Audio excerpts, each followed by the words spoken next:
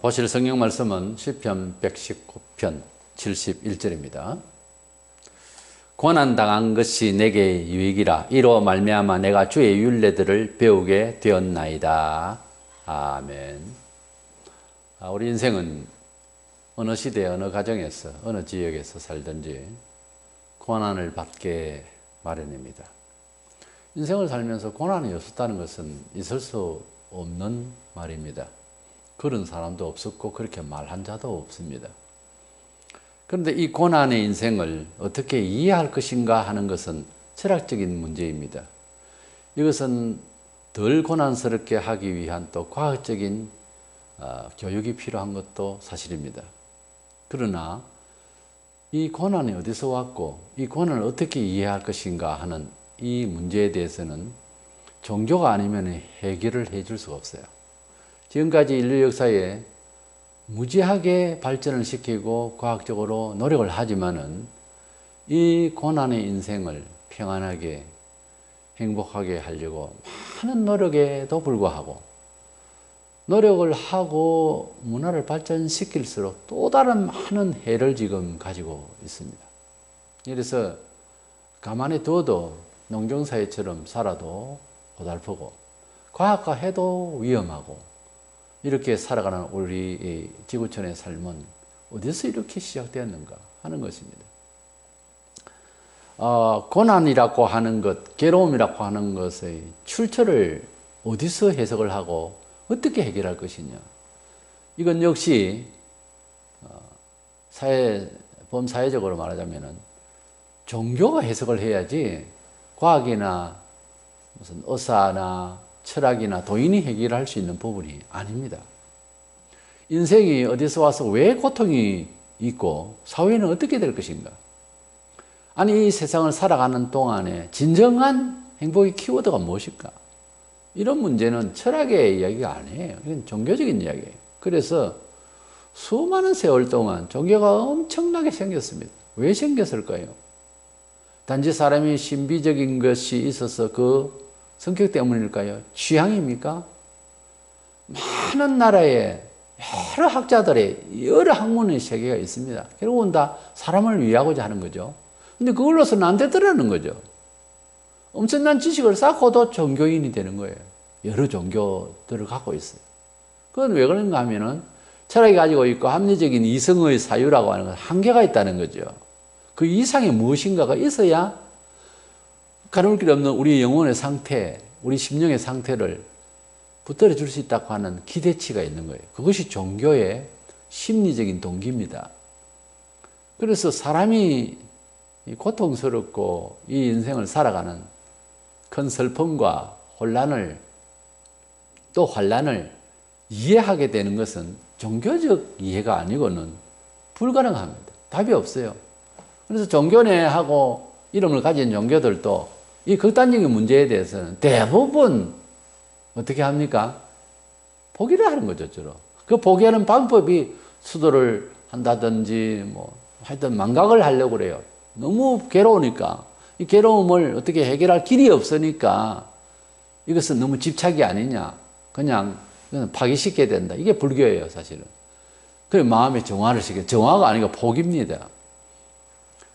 그런데 이 고통과 번뇌가 어디서 왔느냐는 거예요. 성경적으로 보면은 문죄를 지어서 죄 때문에 왔다고 되어 있습니다. 사람이 하나님 앞에서 죄를 짓는다고 하는 것은 이웃에게 해를 끼치거나 스스로에게 어떻게 죄를 짓거나 이 이전에 하나님이 명하신 말씀대로 사물을 이해하고 역사를 이해하고 인생을 이해하지 않고 마귀가 가져다 주는 세속적인 생각을 가지고서 사는 것을 죄라고 그래요. 그래서 신학적으로 말하자면 웨스트민스터 신앙 고백서대로 말하자면 사람이 죄가 뭐냐면 하나님의 말씀을 따르는 데 있어서 부족하거나 어기는 것. 하나님 말씀을 지켜나가는데 하나님 말씀에 대해서 부족하거나 어기는 것. 하나님 말씀을 반역하거나 어기거나 부족한 이 모든 것들이 죄가 되는 거예요. 그러면 사회상식적으로는 안 맞지 않습니까? 그런데 문제는 어느 사회를 말한단 말입니까? 교회 회보에 우리가 살고 있는 이 사회, 이 시대의 감각을 가지고 또 성경을 비판하려고 하는 생각이겠죠. 그러나 이 나라에는 죄가 되는데 저 나라에는 죄가 안 되는 수가 있기 때문에 땅의 수치대로 성경이 옳으니 그러니 할 수가 없어요. 그 땅의 수치대로는 계속 되어진 연구가 있었지 않습니까? 지금도 하고 있고. 이것에 불만이 있다면 그야말로 성경과 불경과 뭐 여러 코란과 여러 철학 도서가 있는데 그중에서 가장 유력하고 공신력 있고 신빙성 있는 책이라고 한다면 역시 베스트셀러인 성경이에요. 성경에 사람이 하나님의 뜻대로 살지 않으면 그것이 죄가 된다고 그랬어요. 하나님의 뜻이 굉장히 율법적으로 무섭고 어렵고 그런 쪽만 생각할 것이 아닙니다. 아주 단순한 것부터 있어요. 부모를 공경하는 것, 예배를 드리는 것, 이런 것들이 하나님 앞에서 다 하나님 뜻으로 들어가는 거예요. 그중에서 지금에 와서는 예수를 믿는 것, 이것이 하나님 뜻입니다. 그게 뭐냐? 그게 무슨 윤리적인 일이냐? 종교적 선택 문제지? 아니에요. 예수를 믿는다고 하는 것은 안 믿다가 예배당에 왔다 갔다 하는 교인이 됐다, 신도가 됐다, 그런 뜻이 아니거든요. 예수님이 내 죄를 위하여 돌아가셨고 예수님이 나를 영생을 주시려고 속죄하셔서 살렸다는 증표로 당신이 부활하셔서 성천하시고 우리도 그렇게 된다고 확정해 주신 것까지 우리가 믿는 것을 말해요. 교회만 다녔지 모든 죄의 문제, 고통 문제, 모든 문제를 예수님이 우리 죄를 위하여 돌아가시며 해결하시는 구세주가 되신다, 구원자가 되신다 하는 이런 깊이 있는 믿음이 안 되면은 그냥 그야말로 어느 교회에 다니는 신도일 뿐이지 아무런 구원하고 관계도 없는 사람입니다. 그런 사람. 그러니까 고통이라고 하는 것은 하나님의 말씀에 벗어나 있는 모든 죄의 결과물이에요. 그래서 죄의 삭선 사망이라고 하는데 사망은 첫 번째 사망은 하나님과 우리 영혼의 소통이 끊긴 상태입니다. 두절 상태예요. 그 다음에 육신이 죽는 게 사망이고 영혼과 육체가 분리되는 거고 마지막으로는 영원히 행벌받아 영벌을 받는 사망이라는 것이에요. 이건 지옥 행벌 사망이에요. 세 번의 사망이 있습니다. 그 중에서 하나님과 결별되어 있는 영적 상태의 두 절은 물론 눈으로는 안 보이지만은 조금만 더 생각하면은 우리 사람 사이에서 교제가 끊기면은 막히면은 남이 되잖아요. 혈육이라도 영혼 상태에서 형 동생 간에 언니 동생 간에 결별되어 버리면은 사람이 옆에 사는지 안 사는지도 모르잖아요. 이 영적으로 정신적으로 막힌다고 하는 것만큼 무슨 일이 없어요, 사실은. 우리 밖으로는 멀쩡한 것 같아도 음식을 먹고 이걸 섭취하는 것을 소화 능력이 있고 위장에 장애가 발생하면 또 큰 병을 안고 있으면 좋은 음식을 보고 먹어도 들어갔긴 들어갔지만 그건 소화 안 되잖아요. 아무것도 안 되잖아요. 또 죽어가는 병을 사형언도를 받고 정말 그렇게 죽음을 앞두고 있는 사람이라면은 지금 현재 살고 있는 이 며칠씩 살아가는 이게 사는 겁니까? 죽은 거잖아요. 그런 것만 생각하면 하나님이 사람을 만드시고 굉장히 영혼이 가볍게 행복하게 살아야 되는데 죄로 말미암아서 하나님과의 소통이 두절이 되어버리면은 사는 게 아니다는 이런 논리가 성립이 되죠. 우리 신자가 삶을 살아가는데도 마찬가지입니다. 하나님과의 소통관계가 원만히 될 때는 행복하고 영적으로 아주 쾌활해집니다. 그러나 하나님과의 소통관계가 원만하지 못하면 교인은 교인인데 짐이 돼요. 예배드리는 것도 그렇고 힘들어져요. 그러므로 하나님과 소통이 안 되고 하나님 말씀에 거부되어진 상태에서 삶을 살아가는 것은 죄가 되고요. 그렇게 되면 죄의 결과는 사망이라고.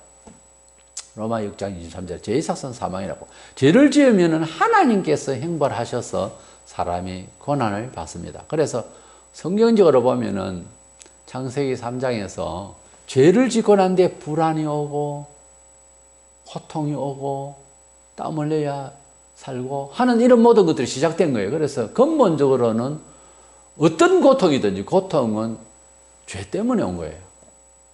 죄인이기 때문에 다 고통이 오는 거예요. 그 마지막 제일 큰 고통, 죽음이 오는 거예요.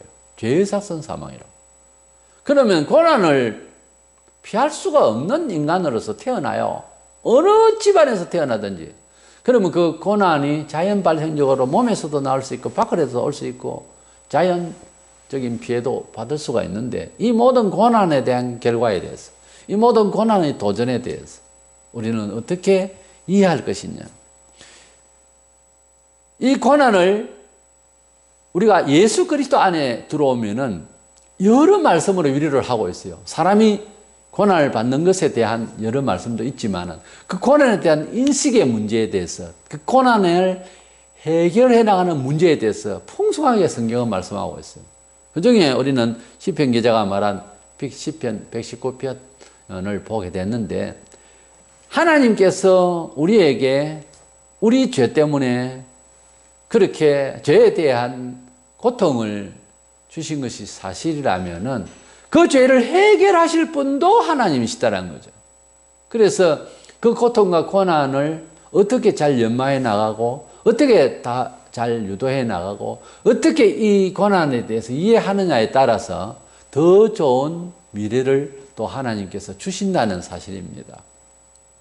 예수 그리스도를 믿게 되면은 이 고난에 대한, 인생의 고난에 대한 이해가 많이 달라져 버려요. 많이 달라져 버려요.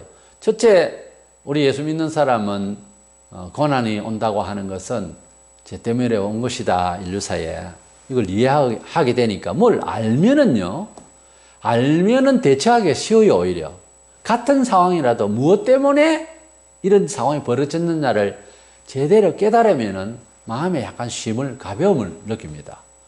모르고 도전하는 것과 알고 도전하는 것은 다르다는 것은 우리 사람이 다 잘 알고 있어요. 적을 알고 치면 백전백승이라고 하는 말이죠. 그래서 우리가 우리 자신에 대해서, 특별히 자기 자신에 대해서 알고 자기를 컨트롤해 나가는 것하고, 남이 볼 때는 저렇게 보이는데 싶어도 자기가 모르고 당하면 계속 고통스럽다니까요. 그래서 자기를 좀 냉정하게 파악을 하는 법을 알아야 되는, 그것은 성경이에요. 성경을 읽으면서 양심적으로 나에게 비춰주는 모습이 잘못되어 있으면 그게 나예요. 그거 때문에 어려운 거예요. 그거를 고치려고 근심을 해야 되는 거예요. 첫째는. 그래서 예수 그리스도 안에 들어오면은 고난에 대해서 어떻게 여기게 되나 하면, 로마서 8장 28절, 우리가 알거니와 하나님을 사랑하는 자 곧 그의 뜻대로 부르심을 입은 자들에게는 모든 것이 합력하여 선을 이루느니라, 이런 말씀이 있어요. 우리가 그리스도인으로서 이런 말씀을 서로 많이 나누고 격려하고 그러는데, 고난이라고 하는 것은 근본적으로 하나님께서 죄의 형벌로서 주신 것인데, 그 외에 사탄이 시기하여 사람을 괴롭히는, 도저히 그럴 수가 없는 일이 벌어지는 경우도 있어요. 그러나 대부분 자기 죄 때문에 그런 고난이 온다고 보는 것이 정상입니다. 근데 그 고난을 어떻게 이해할 것이냐 하는 문제에 따라서 또 해석이 달라질 수 있어요. 그 고통과 환난이 올 때에 이것을 통해서 하나님께서는 나를 통하여 더 연단해서 더 성숙하고 더 좋은 일을 준비하신 것은 아니냐, 이렇게 이해하라는 거예요. 그렇게 되어지면은 그 고난이 오히려 덕이 되는 거죠. 그 고난을 받을 수밖에 없는 상황으로 이해해야 되지만 내 자신의 부족을, 그러나 그걸 통해서 새롭게 변화를 받을 수 있는 기회로 삼을 때에는, 아니 기회라고 삼아야 됩니다. 삼아서 나아갈 때에는 그 고통을 잘 감내할 수 있는 힘까지 생깁니다. 이래서 우리에게 고난이 올 때에 유익하려면은 예수 믿는 수밖에 없어요. 고난을 피해서 떠나자가 석가예요. 근데 그 고난을 어떻게 해결하고 참고 인내하여 변화받을 것인가, 그래서 땅에서 새롭게 살 것인가가 예수예요. 차이점이 그래요. 같은 교회 안에서도 불교적 신앙자가 있어요. 많이 있어요. 신학자 중에도 살려서 새롭게 생성하고 생명을 주시고자 하는 예수를 믿는다 하면서 몸의 부활을 안 믿고 하나의 철학으로 받아들이고 하는 신학자도 있어요. 그런데 놀랍게도 교회 안에는 100명이 다니면 30여 명 정도가 영생신앙의 가장 중심이다고 거기에 집중적으로 관심을 가지고 교회를 다닌다고 하는 그런 통계도 있어요. 제가 보기에는 좀 냉정하게 생각해서 자기 영혼을, 자기 몸을, 자기 일생을 걸고 예수님이 나의 생명의 전부다라고 하는 사람은 10%도 제대로 잘 안 된다고 봐요, 제가. 정말로 저는 그렇게 생각합니다. 보통 신자들이 보면은 예수를 믿는다 하지만은 말만 믿는다지, 나의 생애에 정말 구주인지, 나의 죄를 정말 담당하신 분들은 믿는 건지, 그렇게 믿는다면은 죄 때문에 방황을 할 일이 아니고 회개를 해야 되잖아요. 근데 방황하잖아요. 가나안 교인은 방황의 일종입니다. 남의 죄든 자기 죄든 간에. 어떤 문제가 내 스스로 혹은 다른 사람과의 관계 속에서 생겼던 어쨌든 간에 이 고통 번뇌를 해결하는 방식이 떠난다? 예배를?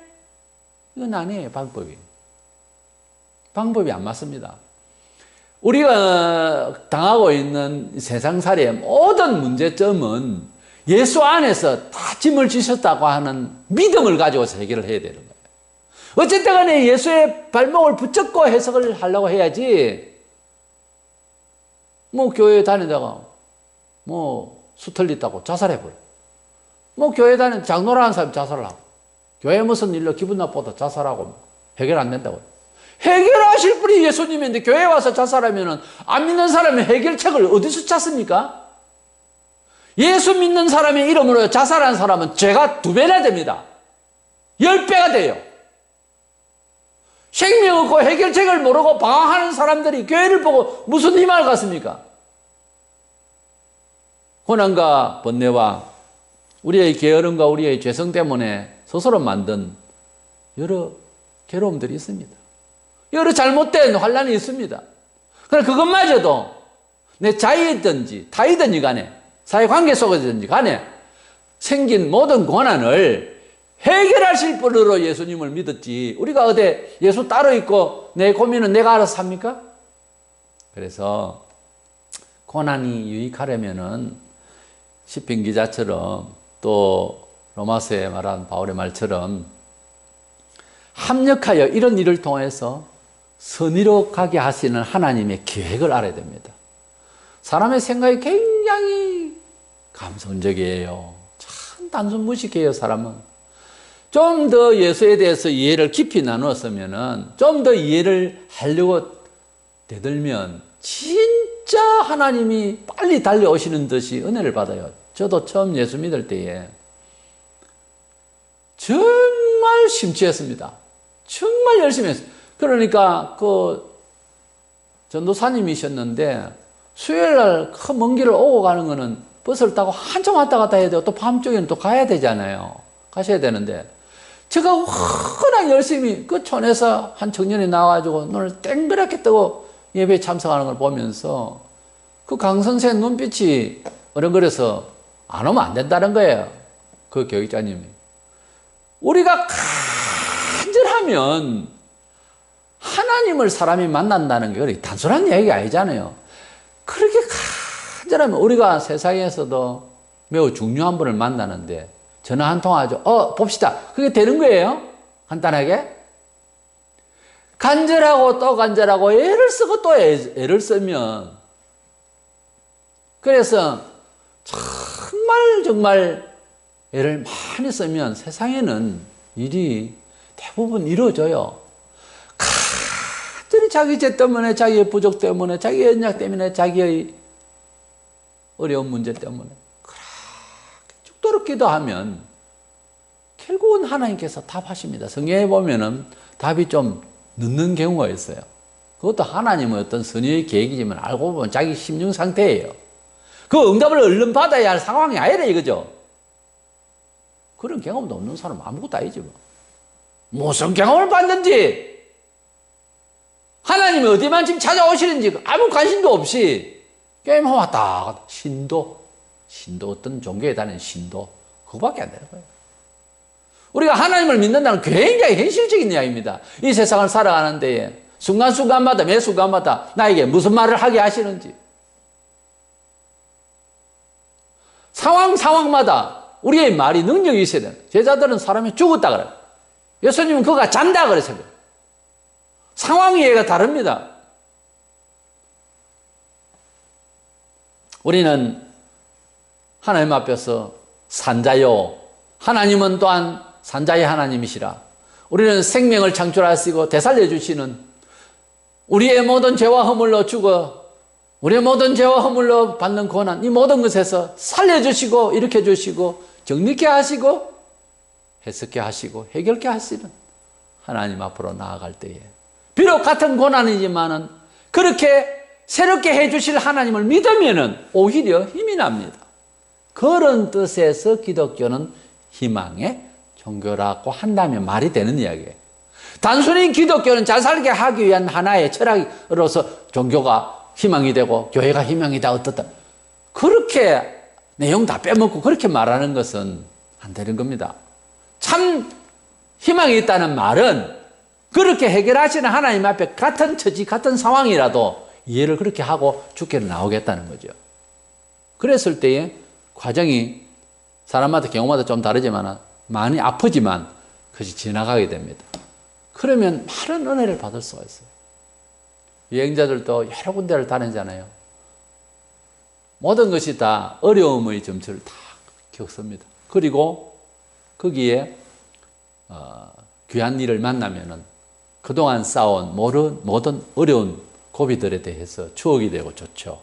똑같은 이야기예요. 우리 인생사와 같이 우리 삶의 주관자 되신 주님의 은총을 받으려면은 고난과 어려움과 자존심과 이 모든 것들을 싸우고 해서 잘 성경대로 만들어 나가면은 어렵지만 더 좋게 하시는, 생명을 주시는 주님을 바라보면서 그렇게 할 수 있으니까 희망이 솟는 거예요. 아무쪼록 우리가 받는 고난에 대해서 부정적인 시각보다 이 고난 때문에 좋게 이루실 하나님의 계획이 있다고 하니까 성경에 내게 큰 유익이 되리라고 하는 긍정적인 사고로서 우리 주님을 바라보면서 고난을 계속 말하거나 그거로서 그냥 인생 타령이나 하고 그렇게 신세타령하지 말고 하나님 앞에 이 일로 통하여 성쾌히 인도하실 계획에 대해서 희망을 걸고 기도하며 인내하며 결국은 승리하게 되는 저와 여러분 되시기를 원합니다.